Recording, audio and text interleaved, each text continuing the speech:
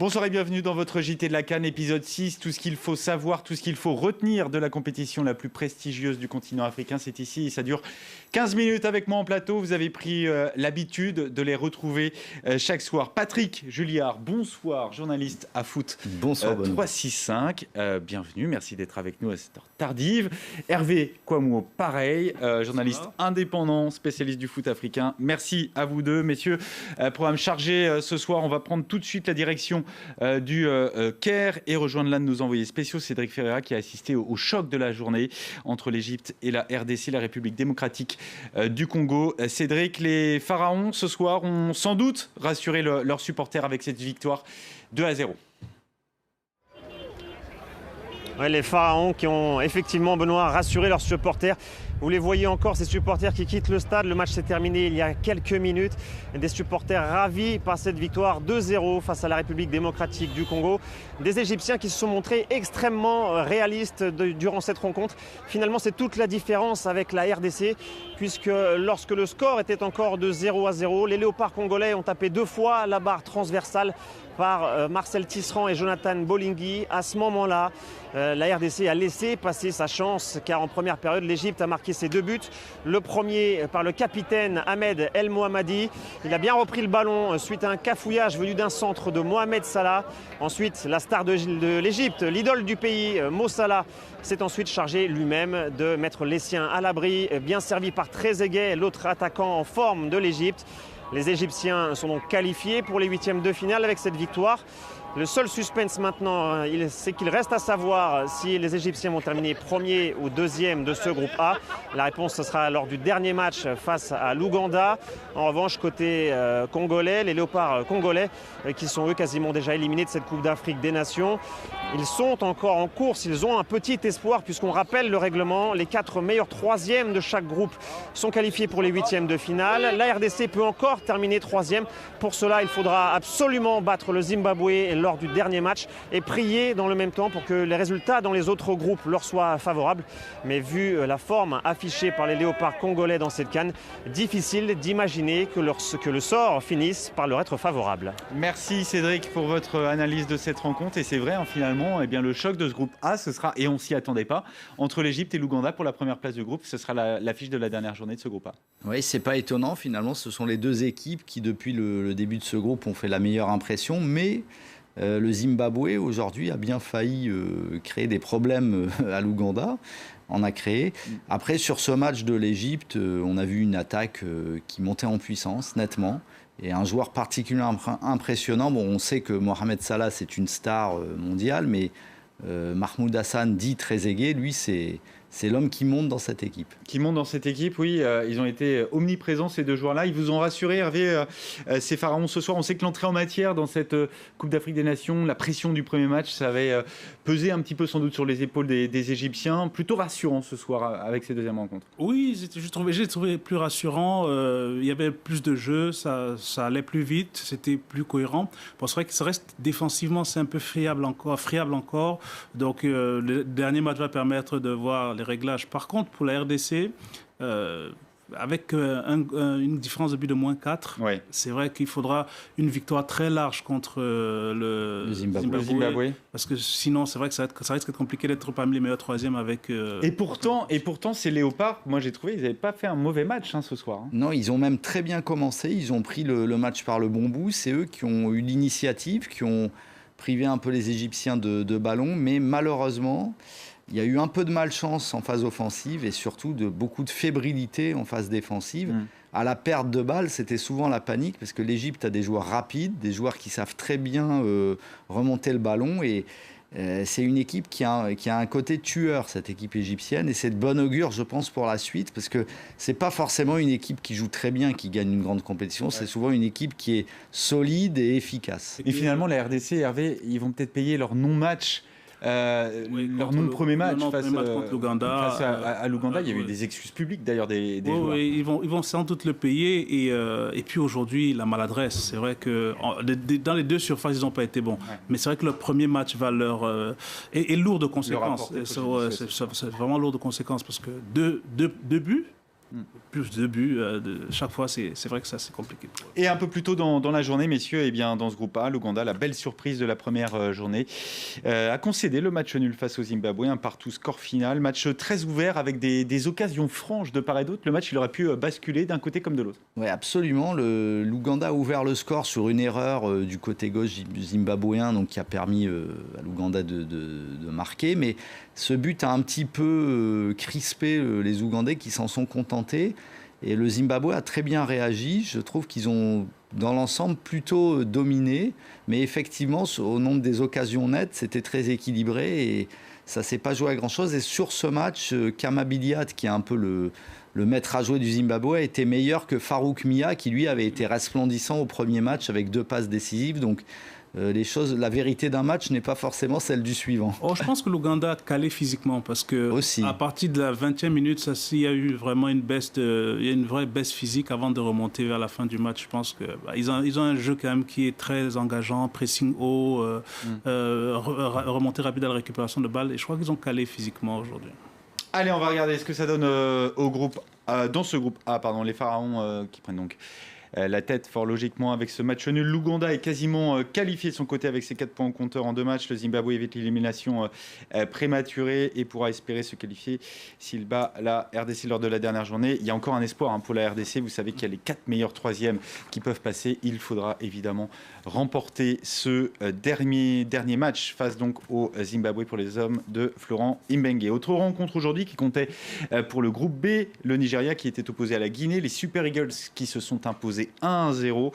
Ils ont donc été les hommes de guerre notre or aujourd'hui, les premiers à rejoindre les 8e de finale de cette édition, et ça c'est une première depuis leur titre en 2013 pour les Nigérians. Le Nigeria qualifié, on a envie de dire oui, d'accord, mais sans réellement avoir convaincu les uns et les autres. Non, sans convaincre, ça a suffi, c'est-à-dire 2 victoires 1-0, avec des buts en fin de match à chaque fois. Le Nigeria n'a pas montré grand-chose, sinon qu'il y avait de la solidité, il y avait quand même de la cohérence. Le talent, on le voit que par petits éclairs, mais là encore, ça a suffi. Et on peut aussi, on en parlera peut-être après, souligner la faiblesse de la Guinée dans ce match. Et puis des choix tactiques qui interpellent apparemment aussi sur les réseaux sociaux. C'est beaucoup commenté les choix tactiques. Disons qu'en fait, la difficulté quand on a un joueur comme Naby Keïta qui est aussi dominant, c'est de ne pas savoir lui dire « t'es pas encore prêt ». Je pense que Naby n'était pas encore prêt pour... Il a été blessé pendant 1 mois. Voilà, aux adducteurs. Oui, il avait du mal à se situer, il était souvent trop haut, souvent très bas. Ça se voit qu'il a une patte qu'il est capable de faire, mais il n'était pas prêt à jouer ces 70 minutes qu'il a joué aujourd'hui. Mais de toute façon, il a polarisé l'attention de la presse et du peuple guinéen avant cette CAN. La seule question en conférence de presse, c'était est-ce qu'il pourra jouer, est-ce qu'il est apte et tout ça. Ce qui est normal aussi. Ce qui est normal, mais ce qui est un petit peu dommage pour un pays comme la Guinée, c'est de ne pas avoir de plan B quand Naby Keïta n'est pas là.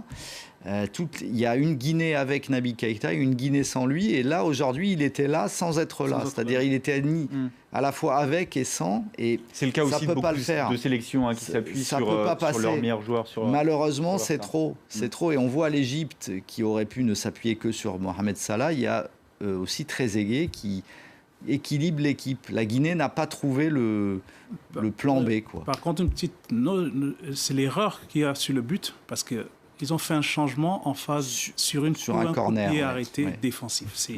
C'est juste... et c'est le joueur qui était au marquage qui... Ousmane Sidibé, le joueur de Béziers, qui est pas bien placé. Omerio peut placer sa tête facilement.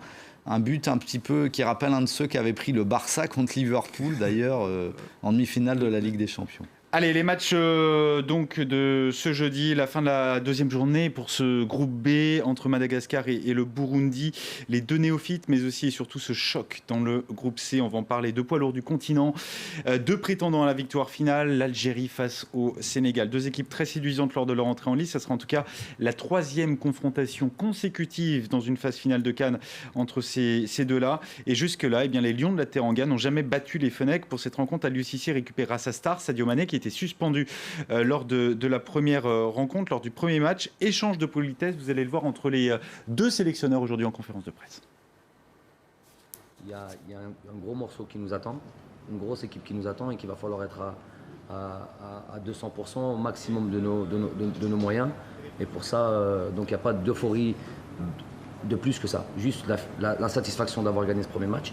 Mais on est déjà focus et concentré sur le prochain match qui est un gros morceau. Je sais que Djamel est un grand tacticien, un très bon entraîneur. Il saura faire jouer son équipe comme lui, il a envie de le faire jouer. Le match contre l'Algérie est un test pour le Sénégal. Donc nous espérons en tout cas réussir ce test-là et continuer notre aventure dans cette compétition. Bon, s'il y a un vainqueur jeudi entre l'Algérie et le Sénégal, là, le vainqueur ne pourra plus se cacher. Il sera favori, l'un des favoris et l'un des prétendants les plus sérieux à cette compétition. Oui, mais c'est un groupe très déséquilibré. C'est-à-dire il y a effectivement le Sénégal et l'Algérie qui ont fait une très bonne impression, mais le Kenya et la Tanzanie, c'est pas très fort. Donc je suis pas sûr à 100% que ce soit le cas. Oh, vainqueur ou perdant, ils ne peuvent pas se cacher. Ils font partie des favoris. Le Sénégal plus que l'Algérie, mais ils font partie des favoris. Une confrontation aussi entre deux nations qui se connaissent par cœur évidemment, et puis deux hommes, deux sélectionneurs qui se connaissent très très bien, Djamel Belmadi et Aliou Cissé. Ils ont vécu dans la même ville, je crois, en banlieue parisienne, et ils sont nés à un jour d'écart en mars 1976. Ils ont un profond respect, on imagine, l'un pour l'autre. Oui, ils se connaissent bien, ils sont très heureux de se retrouver, mais une fois qu'on a dit ça, demain, il n'y aura pas de cadeau, on voudra absolument gagner. Donc voilà, c'est des discours sympas d'avant-match. Voilà, c'est ça. Ça ne veut pas dire qu'il n'y aura pas de la tension sur le terrain. Allez, autre match comptant pour le groupe C, un match entre deux voisins, deux pays anglophones, la Tanzanie face au Kenya, une sélection emmenée par le Français Sébastien Migné qui a réussi à redonner des couleurs à une sélection qui n'avait plus connu la phase finale de la Coupe d'Afrique des Nations depuis 15 ans. Et Xavier Chemisser et Achraf Habib, eh bien, ils sont partis à la rencontre des Harambee Stars. Leurs premiers pas dans la compétition n'ont pas forcément été à la hauteur de leurs attentes, mais le groupe reste soudé, déterminé, presque habité. En un peu plus d'un an, cette équipe a totalement changé de visage, développé une rare solidarité, à tel point que malgré la défaite face à l'Algérie, l'un des favoris de la compétition, beaucoup voient les Kenyans encore en mesure de passer en huitième de finale, pour la première fois de leur histoire. Tout le monde est vraiment concentré, tout le monde est sérieux, et je pense que avec seulement ça nous a fait du bien. On a beaucoup grandi, progressé. Le sens de l'effort et de l'exigence, c'est sa marque de fabrique à lui, Sébastien Migné, plus connu sur le continent africain qu'en France. Comme Hervé Renard, c'est auprès de Claude Leroy qu'il a appris. Il en a été l'adjoint pendant 9 ans. Oman, Syrie, RDC, Congo-Brazza, Togo et maintenant Kenya. Comme lui, Sébastien Migné a le goût du voyage et du partage, l'envie aussi de bousculer les habitudes. Pour moi, c'est une belle histoire. Je suis arrivé au Kenya, je sentais qu'il y avait quelque chose à faire. Ce pays n'avait rien fait depuis quelques années. Je les avais rencontrés avec Claude Leroy et le Congo. J'avais le souvenir de beaux potentiels. Et je me posais la question comment un pays de presque 50 millions d'habitants ne pouvait pas exister sur la scène continentale.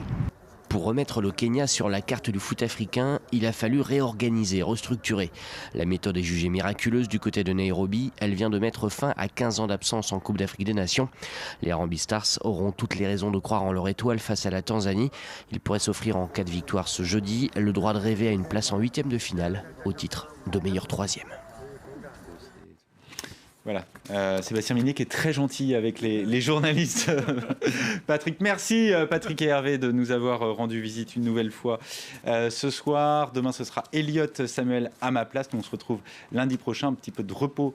Vous restez là, en revanche vous serez fidèles au rendez-vous jusqu'à la finale le 19 juillet au Caire, ainsi que tous nos envoyés spéciaux que vous retrouverez tous les jours, chaque jour dans ce JT de la CAN et dans toutes les éditions news le plus souvent possible. On parle de la CAN sur France 24. L'info se poursuit sur votre chaîne.